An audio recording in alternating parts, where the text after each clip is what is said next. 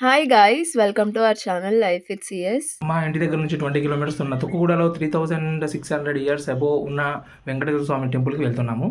ఈరోజు చూద్దాం ఎలా వెళ్తాం అనేది. మేమైతే ఇంటి దగ్గర నుంచి స్టార్ట్ అయ్యి ఎయిర్పోర్ట్లో నుంచి తుక్కుగూడకు వెళ్తాము. సిటీ నుంచి కూడా రావచ్చు శ్రీశైలం హైవేలో. అలా వస్తే ఇప్పుడు తుక్కుగూడ అనే ఊరు తర్వాత సర్వీస్ రోడ్ వస్తుంది, అవుటర్ రింగ్ రోడ్. అక్కడ నుంచి మనం లెఫ్ట్ తీసుకోవాలి. కావాలంటే గూగుల్ మ్యాప్స్లో కూడా చూడొచ్చు. ఇదే మనం చూడాల్సింది. ఇది మనకు టెంపుల్ బోర్డ్ అయితే కనిపించింది. ఇక్కడ నుంచి మనం లెఫ్ట్ తీసుకోవాలి. దాని తర్వాత స్ట్రైట్‌గా ఒక 3 కిలోమీటర్స్ వెళ్ళిన తర్వాత అక్కడ రైట్‌లో మట్టి రోడ్ వస్తది. అది ఆల్మోస్ట్ మనం టెంపుల్‌కి వచ్చినట్టే. చూస్తున్నారు కదా, దూరం నుంచి మనకైతే టెంపుల్ కనిపిస్తుంది, గోపురము. కొంచెం కన్‌ఫ్యూజన్‌గానే ఉంటది. బట్ మనం లెఫ్ట్‌కి వెళ్తే టెంపుల్ కనిపించేస్తుంది. ఇక్కడ రథం కనిపిస్తుంది దూరంగా. సో, ఇక్కడ చూస్తున్నారు కదా, ఇప్పుడు టెంపుల్ దగ్గరకైతే రీచ్ అయిపోయాము. కొన్ని స్టెప్స్ ఉంటాయి అంతే. అవి క్లైంబ్ చేసేస్తే మనం టెంపుల్ దగ్గరకైతే వెళ్ళిపోతాము. వ్యూ అయితే ఇలా ఉంటుంది.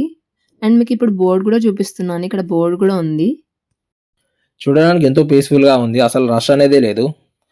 ఒకటే బైక్ ఉంది. బట్ పర్సన్స్ అయితే ఎవరు కనిపియట్లేదు. చూసారు కదా స్టెప్స్ మహా అంటే ఒక 40, 50 ఉంటాయి. పెద్ద కష్టంగా అయితే ఏం లేవు. బట్ సీనియర్ సిటిజన్స్ అయితే మాత్రం కొంచెం కష్టమే.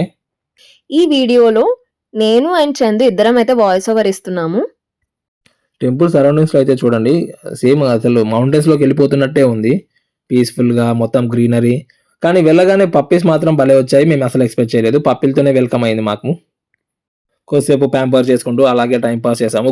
గుళ్ళకెళ్ళాలనే విషయం కూడా మర్చిపోయాము.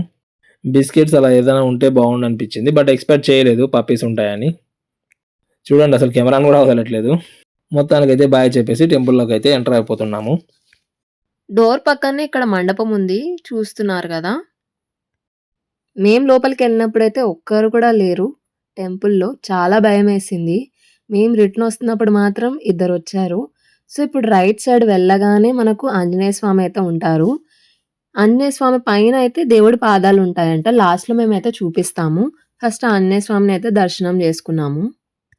చుట్టుపక్కల ఎవరు లేరు. పాటలు ప్లే చేస్తున్నారు. ఆ పాటలు వింటున్నాం కాబట్టి కొంచెం ధైర్యంగా అనిపించింది. మనుషులైతే ఎవ్వరు కనిపించలేదు స్టార్టింగ్‌లో. నెక్స్ట్ అయితే మనము ఇప్పుడు లోపలికెళ్తున్నాము. కనిపిస్తుంది కదా మీకు ధ్వజస్తంభం. ముగ్గురు వైశ్యుల శిల్పాలైతే చెక్కబడి ఉన్నాయి. రీజన్ ఏంటో పూజారి గారు చెప్తారు. వీడియో చూడండి. ఎటు వెళ్ళాలో అర్థం కాలేదు. సో, ఎలా కనిపిస్తే అలా వెళ్తూ దేవుళ్ళని దర్శనం చేసుకుంటున్నాము. ఇప్పుడైతే ఆంజనేయ స్వామిని దర్శనం చేసేసుకున్నాము. ఆంజనేయ స్వామి తర్వాత కిందికెళ్తే మనము ఇక్కడ శివుడిని దర్శనం చేసుకోవచ్చు. ఇక్కడ మాత్రం చాలా భయమేసింది. ఎందుకంటే చాలా చీకటిగుంది. దేవుడి పాటలు కూడా ఇక్కడైతే వినిపించట్లేదు. శివుడు, నంది అలాగే వినాయకుడైతే ఇక్కడ ఉన్నారు. ముగ్గురిని దర్శనం చేసుకున్నాము. దర్శనం చేసుకొని బయటికైతే వచ్చేసాము. వెళ్తూ వస్తున్నప్పుడు కూడా కొంచెం బెండ్ అయ్యి లోపలికి వెళ్ళాలి, లేదంటే తల తగిలేసుకుంటుంది. నెక్స్ట్ మేము వీరభద్ర స్వామిని అయితే దర్శనం చేసుకున్నాము. ఇక్కడ నుంచి మనం లెఫ్ట్‌కి వెళ్తే ఇక్కడ నుంచి మనం మెయిన్ టెంపుల్ అయిన వెంకటేశ్వర స్వామిని అయితే దర్శనం చేసుకోబోతున్నాము. అసలు ఫస్ట్ టెంపుల్ ఉందా లేదా అనిపించింది. ఒక్క క్షణం టెంపుల్ ఎక్కడా అని ఎత్తుకోవాల్సి వచ్చింది. దాని తర్వాత కొంచెం తొంగి చూసిన తర్వాత టెంపుల్ ఇక్కడే అని చెప్పేసి వెళ్ళాల్సి వచ్చింది. అక్కడ కూడా సేమ్ అలాగే కొండ కిందకే వెళ్తున్నట్టుంది. ఎంటర్ అవ్వగానే ఆంజనేయ స్వామి కనిపించారు. ఆంజనేయ స్వామిని దర్శనం చేసుకున్న తర్వాత ప్రతి సంవత్సరం మాఘమాసంలో అయితే బ్రహ్మోత్సవాలు హోలీకి ముందు చాలా ఘనంగా అయితే జరుగుతాయంట. ఇప్పుడైతే మనం స్వయంభూగా వెలిసిన ఆదిలక్ష్మి అలివేలుమంగ సమేత వెంకటేశ్వర స్వామిని అయితే మనం దర్శనం చేసుకోబోతున్నాము. చూస్తున్నారు కదా, స్వయంభూగా వెలిసిన వెంకటేశ్వర స్వామిని. పూజారి గారు టెంపుల్ గురించి కొన్ని విషయాలు చెప్పారు, విన్నాం. పారంపర్యం శేషం జగన్నాథాచార్యులు, శేషం శ్రీనివాసాచార్యులు వాళ్ళ ఆధ్వర్యం నడుస్తుంది. అయితే ఇక్కడ స్వామి ఇక్కడ దగ్గరికి వచ్చి 3700 సంవత్సరాలు. అయితే అక్కడ ద్వైసమైన ముగ్గురు వ్యక్తులు కదా, వాళ్ళు వైశ్యులు అన్నట్టు. వాళ్ళు కింద పడేమో వైశ్యులు. వాళ్ళకు దేవుడు కాళ్ళ పడి ఈ కొండ గుహలలో ఉందని చెప్పాడు అన్నట్టు. వాళ్ళు అక్కడ తర్వాత స్వామి ఇక్కడ ఇటు వెళ్తే వీరభద్ర స్వామి, అక్కడ ఈ స్వామి ఇంకా చెన్నకేయ స్వామి, అట్లా కింద శివుడు ఉంటాడు. చూసారు కదా, భవానీ శంకరుడు.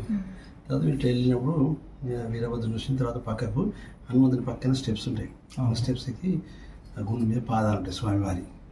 పాదాలు అది అచ్చు ఉంటారు, టూ ఫ్రంట్ అట్లా అది చూసేసుకుని అక్కడ కోనేరు ఉంటుంది గ్రౌండ్లో స్వామివారి.